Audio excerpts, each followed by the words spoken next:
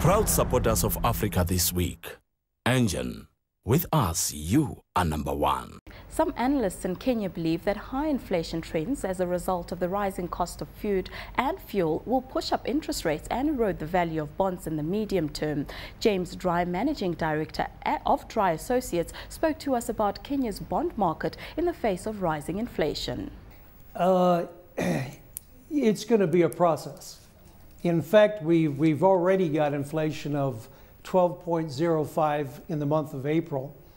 And what looked like very attractive bond yields a year ago are not so attractive anymore. And as a consequence, many institutional investors are coming down the yield curve and reducing their maturities and taking more of a wait-and-see attitude.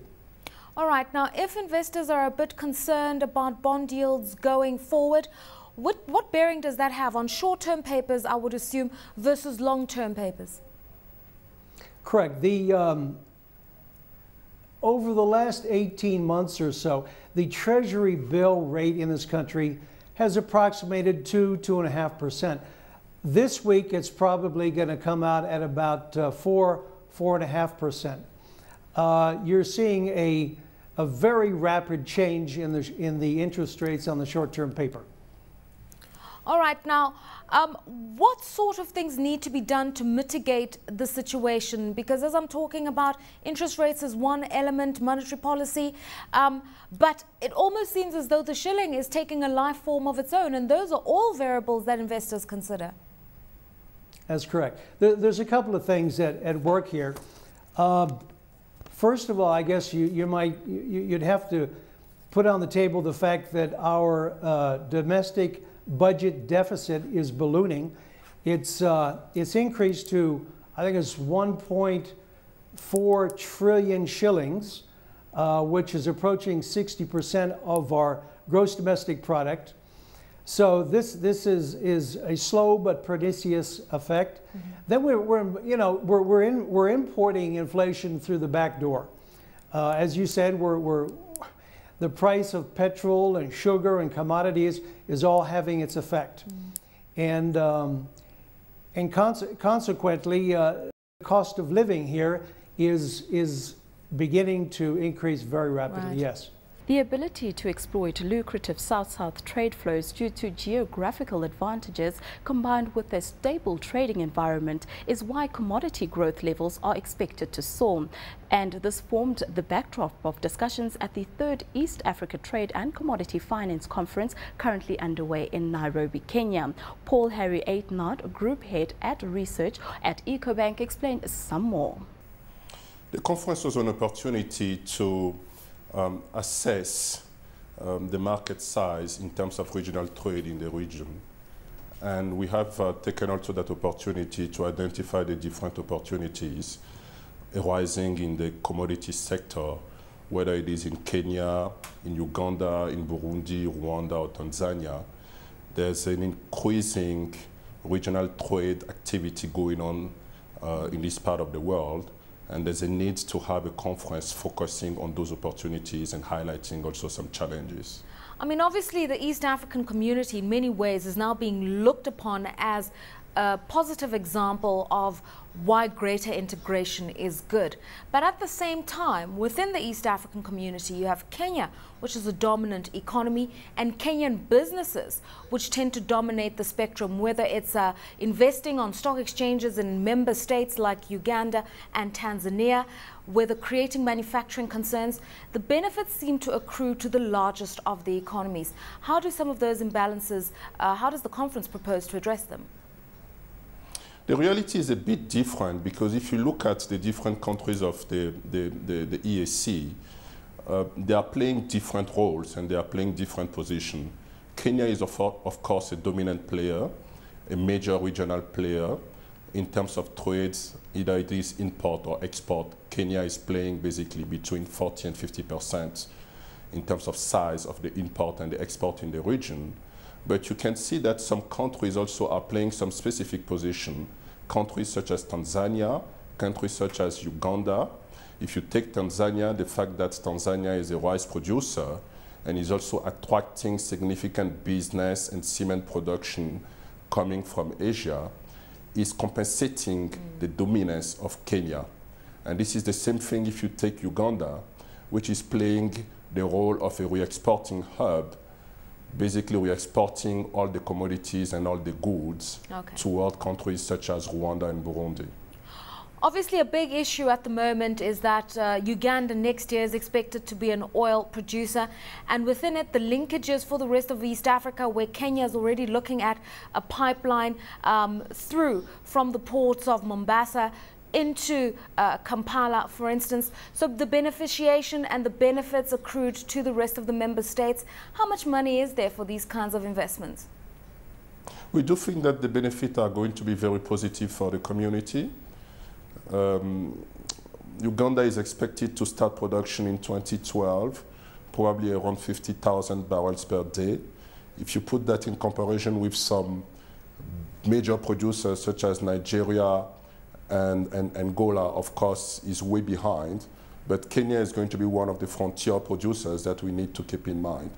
And of course, it is going to create booming activity in the region, especially the relationship with Kenya is going to increase in terms of either export of that oil or in terms of development of the infrastructure which are linked to that oil sector. So we think that one of the key positive impact of oil sector in the region is clearly the fact that the infrastructure will probably follow in Uganda and across the region. Sub-Saharan Africa is emerging as a popular destination for visitors and investors alike. The region will be hoping to showcase opportunities in Sub-Saharan Africa's tourism sector, including property development and related infrastructure sectors. Ewan Cameron, CEO of Lonhro Hotels, gave us an outlook of the hotel industry and business tourism in Sub-Saharan Africa. I think it's fair to say that South Africa had an interesting year with the World Cup. If you back out the World Cup figures in South Africa year on year, you're quite right, it went back.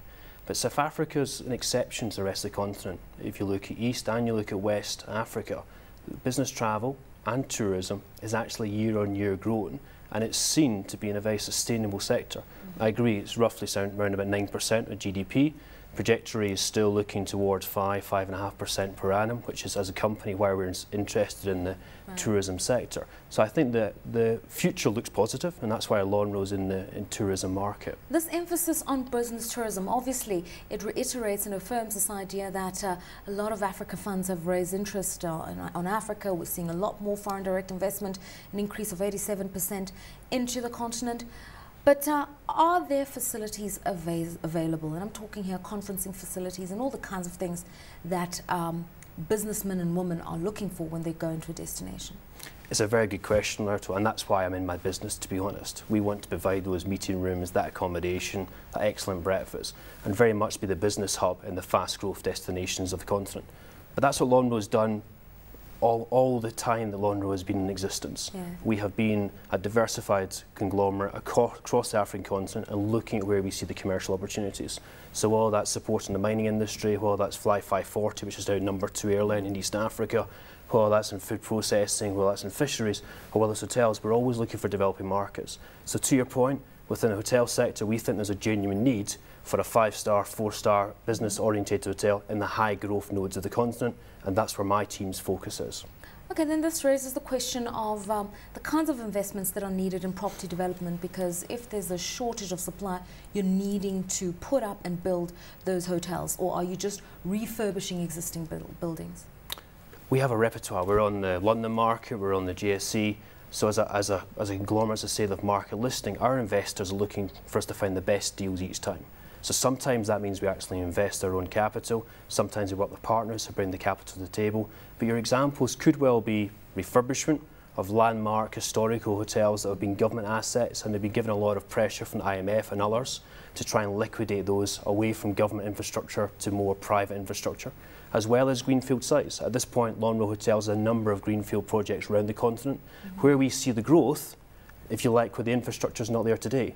And hotels, to us, are really an infrastructural investment. It's takeoff. It's city centre, it's airport, and then you need a hotel. Let's talk about those greenfield projects where you have to literally start a hotel from its genesis. I mean, property has been, to a large extent, the casualty of this credit crisis that I spoke about. We just saw sales figures dropping. We're seeing the valuations of properties also declining. And then there's the caveat in Africa. It's very difficult to own land because a lot of the land is owned by the state. So you either have to enter into a long-term leasing arrangement, but it's very difficult to actually just own the land, even if you own the asset on it. So how do you overcome those kinds of issues in terms of property rights, but at the same time making the property investment meaningful in an environment where the returns are very poor? It's a really good question. If you look at what's happened in Asia, what's happened in Western Europe, a lot of the growth in my industry and other industries has been property as well as operational, so revenue as well as a property play. Where we now think the growth in Africa is going to increasingly come from is that property component. If you look at what McKinsey said last year with regard to the fact from 2000 to 2008, Africa had higher returns than any other emerging market across the continent. Part of that was real estate return.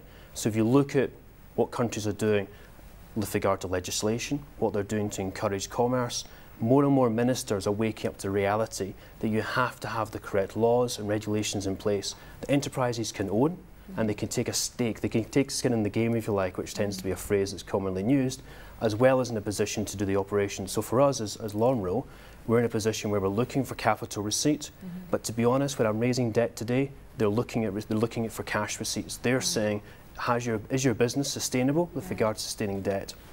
And that means that sometimes we put in our own capital to say, we'll do leases and we'll do management contracts. But where I think we manage our risk better than other players in my market is the fact that we're fully focused on commercial destinations. If you look at what's happened in tourism, the biggest drops in demand happen when the Americans or the Chinese suddenly decide not to travel. Now, that doesn't happen when you're chasing gold, copper and other commodities.